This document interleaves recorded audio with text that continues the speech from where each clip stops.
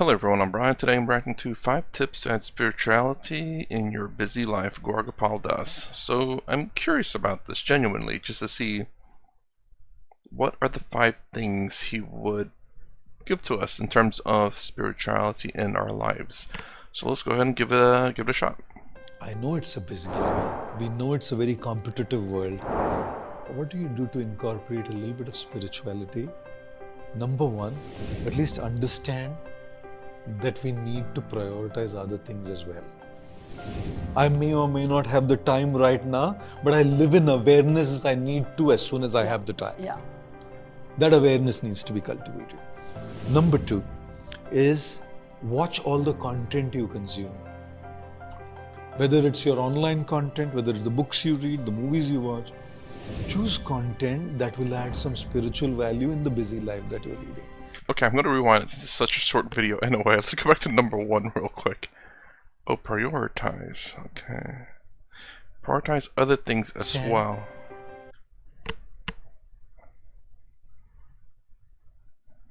That we need to prioritize other things as well.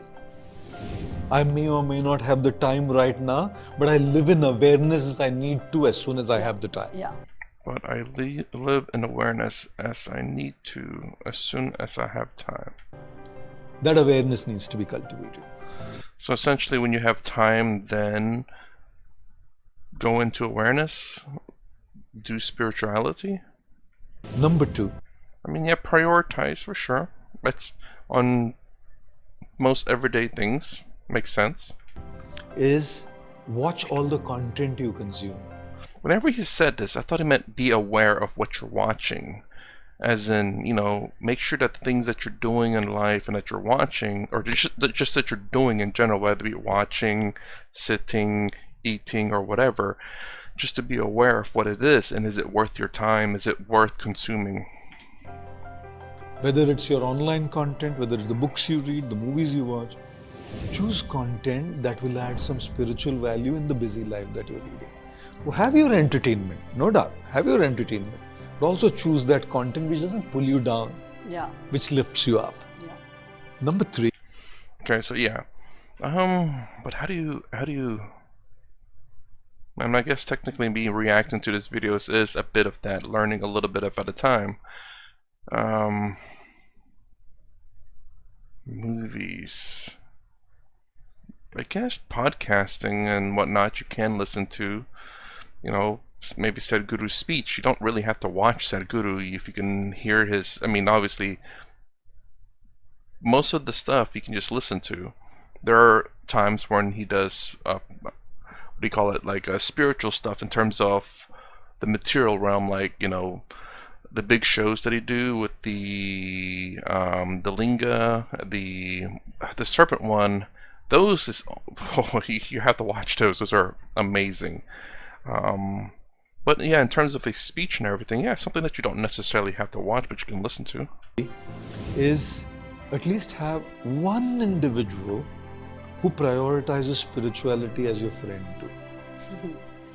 May not be the closest friend, but just that accountability partner to remind you, to give you that reminder, right? Number 4. That's gonna be a tough one. I don't know if there's anyone that are necessarily into that. I've heard of some people that are spiritual, but that's just what they say. They're not really. It's just not the same in the United States.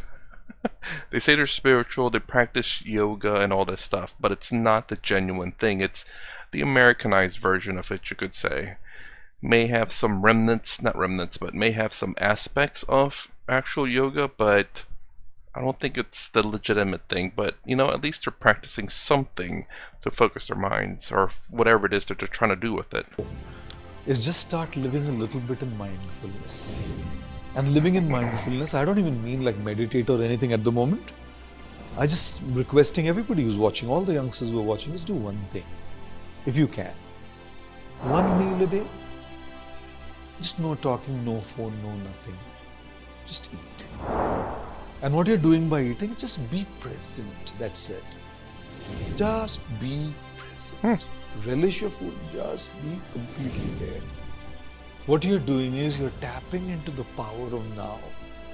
And number five, I will say yeah, that is actually interesting. I mean, it just makes me realize of all the times that I've eaten, I've always eaten and done something else. Why not get more things done? But I suppose there can be a time where you can just focus on eating. Just well, it just made me I don't know, I just thought of something stupid like you're so focused that you're just smashing into your face and eating it. Don't get into it, but yeah, to be able to focus on it doesn't necessarily mean just eating, just whatever activity it is, to focus on it and give all your attention and awareness to it. But it's not quite the same. It's just when you give your focus and attention to it, it's more meant for enjoyment, I believe, than say getting a work done. There's a difference there. You want to be engrossed and focused on something that's enjoyable. Eating, while necessary, can be enjoyable. So I wonder if that's what he means by that. Because it's really strange to just think about sitting down and just eating and focusing on eating. You're in the here and the now, and perhaps not even let your mind roam in terms of things in the past or potential future either. we've come up with an app called Monkeyfy, Yeah. along with Energize Your Mind, which is all about this. To enter into that space of calm, to enter into that space of meditation, to enter into the people having trouble sleeping. How do you just calm down, unwind on a busy day? Take 5 minutes off. 5 minutes, 6 minutes, 10 minutes is not too much to ask, to be honest. In 24 hours, if I can just dedicate 10 minutes to my own life, 15 minutes to my own life, isn't that too much to ask? Amazing.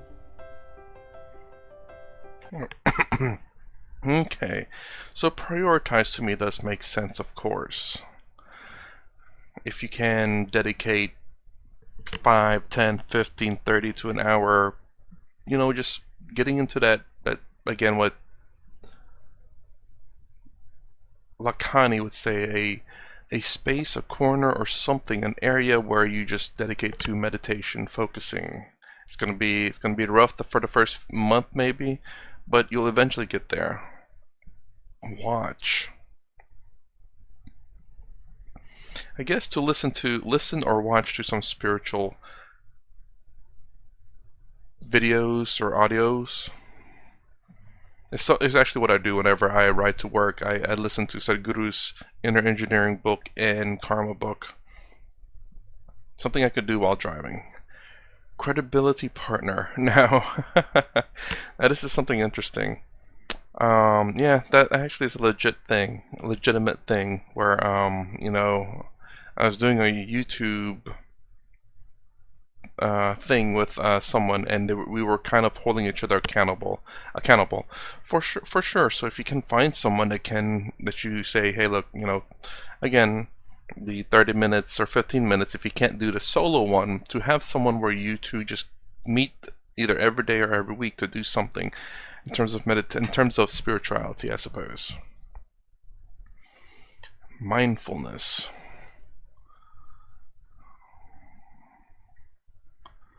Start living a little bit mindful.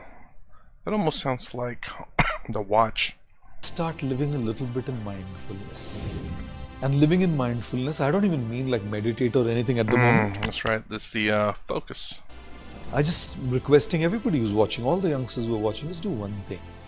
If you can. One meal a day. Just no talking, no phone, no nothing. Just to be in the here and now and what exactly that you're doing without any, in terms of thought of the past and the future. I don't think I've ever done that when I was eating.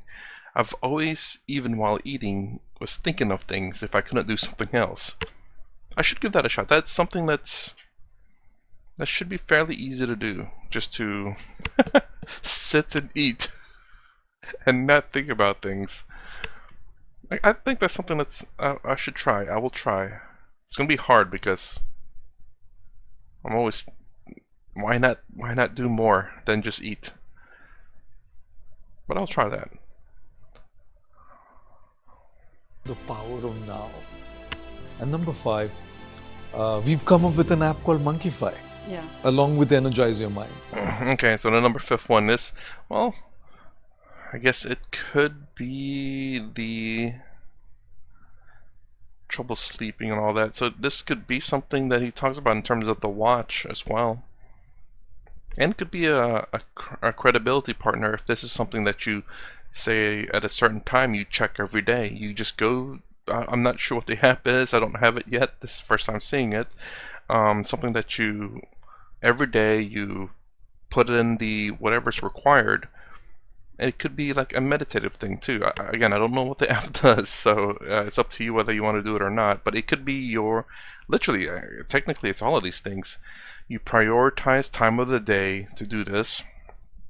You do what you focus on, whatever it is that it tells you to do. If there's some kind of meditation or task to help you get into it. This could be your credibility partner. You check on it every day.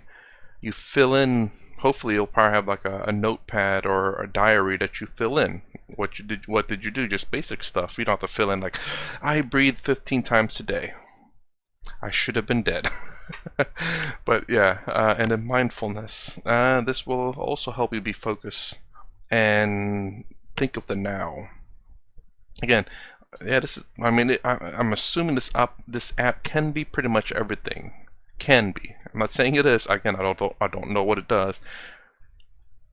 And a way to promote your app there. I mean, look, if it's useful, it's useful. You know, can't bash on that. So, anyways, I was kind of curious as to what he would add. Prioritize for sure. That's something that even without being spiritual, you know, I think a lot of people should kind of do. I do that every day at work. Prioritize. Watch. Well, I do reactions. So that kind of works out right there. Credibility partner. Well, doing this channel is kind of a sense of that because me wanting to put out a video every day, or try to, if it gets a little too busy, sometimes I do miss days. That, you know, me wanting to put out a video every day makes it kind of a credibility where I have to do this. I have to put myself into, I don't say putting myself into the mood, but just try to force myself to have time for this, which I don't have to force necessarily, but I do find time for it. And mindfulness.